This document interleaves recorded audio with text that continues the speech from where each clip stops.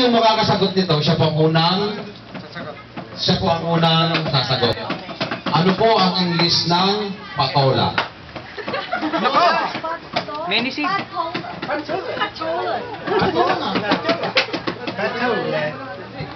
Hindi nga, yung mga nurses, dapat alam yun, ha? Lupa. Ha? Ayun, no? Kurugtong yun. Yung gourd. Bitter gourd. Ha? Pero nagsisimula sa S at ginagamit ni Ate Emmy ito sa mukha.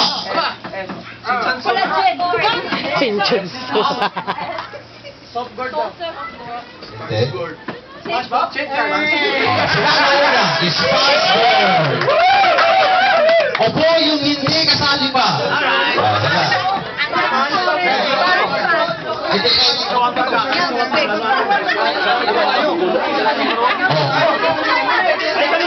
Oo, sila. Sige, ano ba yung panglimang grupo? Sige, ganito na lang. Upusin ka lang dito para at least makaupo na ka, para hindi magulo, yun lang yung ano. Ang nasa po yung group 1. Group 1, group 2, kayo lang kayo, group 3 ano? Group 4, group 5. O yung group 3, pumunta ka lang dito pagtapos, ha? Group 3 dito pumunta.